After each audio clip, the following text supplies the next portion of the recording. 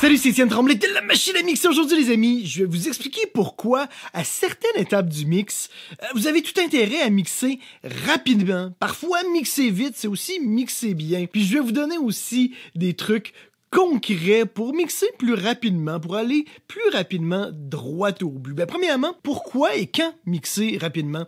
Généralement, moi, je vous suggère de prendre le temps quand même d'organiser votre session, de faire le routing, le color coding, de vraiment tout préparer, de peut-être faire un petit peu de recherche justement sur les effets, etc. Puis lorsque vous êtes prêt à faire le mix, c'est important d'avancer rapidement. Puis quand je parle d'avancer rapidement, c'est important d'avoir une bonne vision du mix que vous voulez faire et d'aller le plus rapidement possible à l'essence de cette vision-là. Puis souvent, moi, je vais parler de vibe. Tu sais, vous savez, dans la balance entre les différents instruments, il y a un moment où on a une vibe.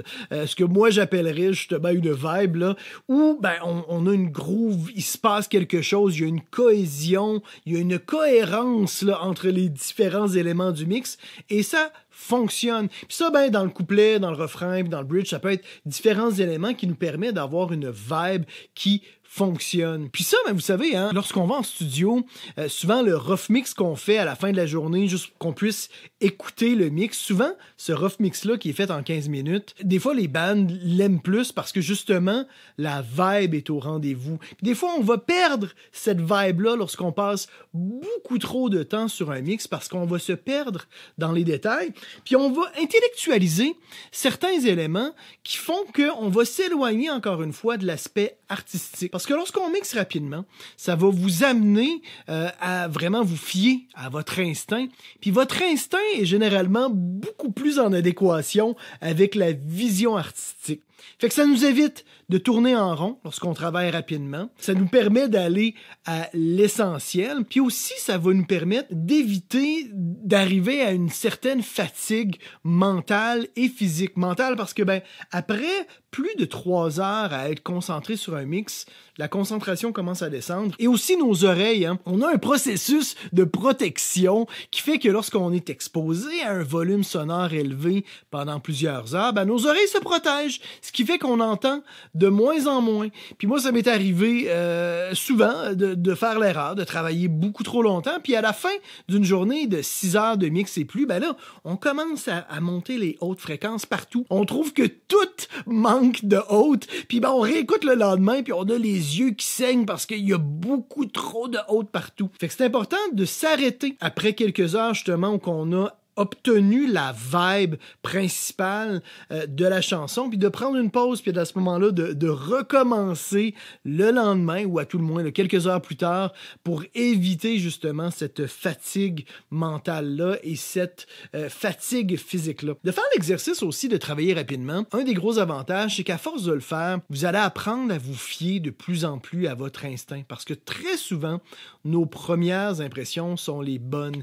Puis lorsqu'on travaille beaucoup trop longtemps sur un truc, ben justement, on s'éloigne de ces premières impressions-là. Moi, ça m'est arrivé souvent aussi, consciemment ou inconsciemment, je viens qu'à justifier certains problèmes que lorsque je me fie à mon instinct, je le sais très bien que cet élément-là fonctionne pas puis qu'il faut que je trouve une solution.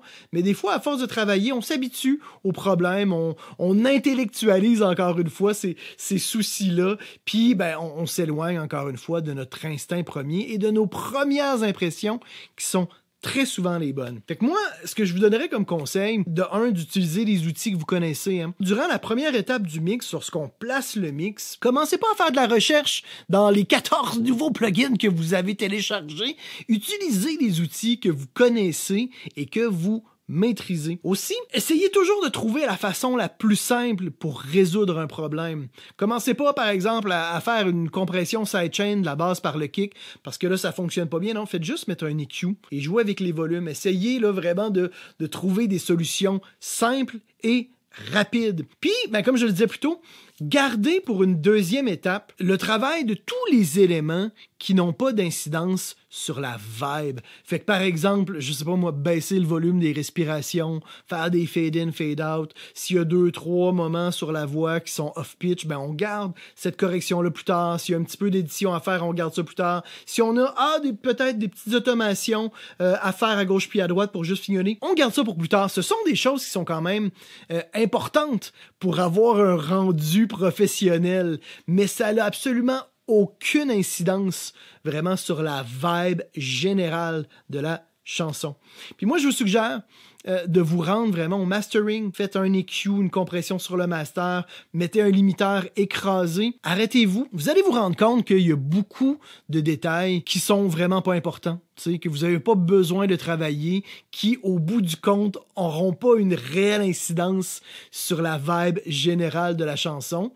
Puis ben, dans la deuxième vague, ben là, vous allez à ce moment-là vraiment travailler les choses qui sont essentielles. Fait que vous allez avoir un résultat qui va être meilleur, et vous allez passer moins de temps sur votre mix. Fait que voilà les amis, j'espère que ces conseils-là vont vous aider. Je vous suggère fortement de vous amuser avec ça. Faites l'exercice de faire un mix en 30 minutes et comparez-le à la même chanson, mais avec un mix sur lequel vous avez passé, je sais pas moi, 6 heures de temps. Vous allez peut-être être surpris là, des résultats. Voilà, c'est tout pour aujourd'hui. Mettez un petit pouce vers le haut. Abonnez-vous à ma chaîne YouTube si vous appréciez mon contenu. C'est la meilleure façon de soutenir la machine à mixer. Et on se retrouve la semaine prochaine. C'était Étienne Tremblay pour la machine à mixer.